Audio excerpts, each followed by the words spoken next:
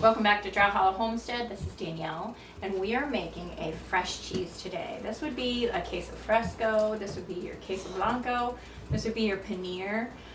Lots of countries have the same version of this, just with a different name. We're just going to add an acid to our milk once we have gotten it to 180 degrees. So this can be store-bought milk, it can be raw milk like I have here. Really, once you've heated it to that 180 degrees, you're practically pretty much pasteurizing it, so no big deal. Some cheeses do better like that. But this is an awesome cheese to make if you are just beginning or not even sure if you want to start making cheese, but you just want to experiment. This would be your beginner cheese because this does not take rennet and it does not take any culture. You don't have to go to the store and buy anything special to make this cheese. All you're going to do is add an acid to hot 180 degree milk, and then you're going to ladle off the curds, and we are going to, you can either hang it, you can put it in a mold, which could be just like a yogurt container with holes poked in it, or a ricotta container, whatever you have, and then it's just going to take that shape and you will eat it very freshly.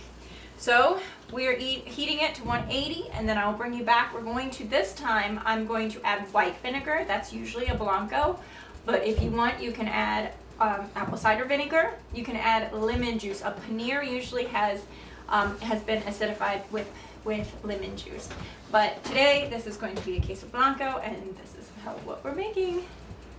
So I really suggest, before you have worried about buying a press or any special ingredients, that you at least try doing this and see how you feel. If it energizes you and makes you want to try more cheese, then go right ahead. That's what I did. But it's always great to start with this. I would definitely suggest starting with a fresh cheese like this. It's very close to 180. We are at 175.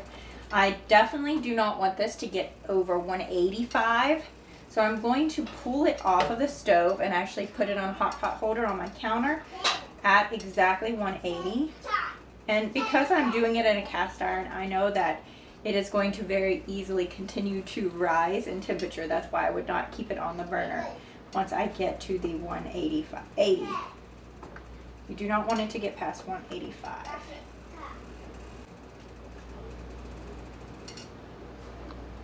I really hope you make this cheese because it is so simple and it's so satisfying to get something edible right away within just a few minutes of actually starting the cheese making process. You can be eating cheese, which is always a great thing. I, of course, love my hard wheels of cheese, and it's great. That is a great way to preserve many gallons of milk at a time. But if you're just dipping your toe in the cheese making pond, this is a great one to start with. At 180 degrees. So I'm going to pull this off, put it over on my hot pot holder, and stir in my vinegar. And then we will stir this cheese for 10 minutes with the vinegar in.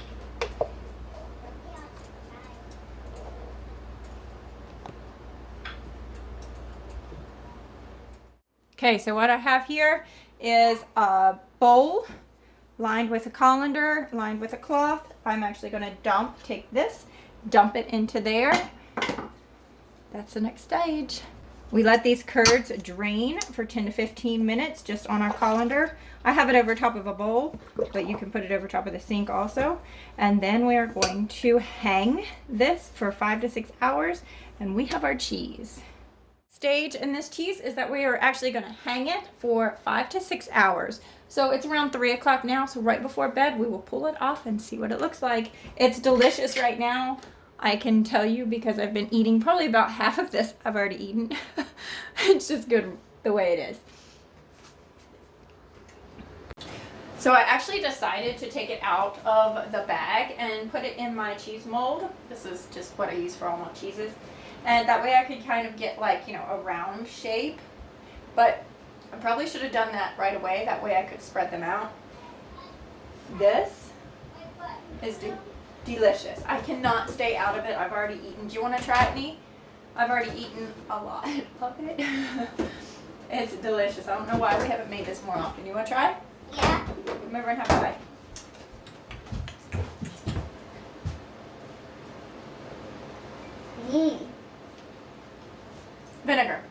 Vinegar and milk. You should definitely make this as soon as you can. You don't have to wait for Amazon to bring you a culture or rent it or wait for a big cheese pot. You can do this with what you have in your kitchen probably right now. So I'm not even salting this. This doesn't even need salt. It's got plenty of flavor. You do want to put this in the fridge and eat it within about a week. It is a fresh cheese, so it will go bad quickly. A week should be plenty of time though. Tonight, this is going to be gone. So thank you so much for coming along and making cheese with me and coming in my kitchen yet again. I pray that God bless you and keep you, and I speak Jesus over you, and I will see you later. Bye.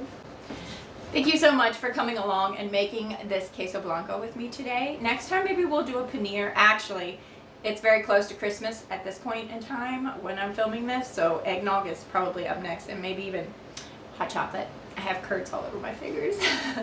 Thank you so much for coming, and I will talk to you later. If you like this, please give me a thumbs up, subscribe, stick around to the channel, give me your love and support. I will see you later. Goodbye.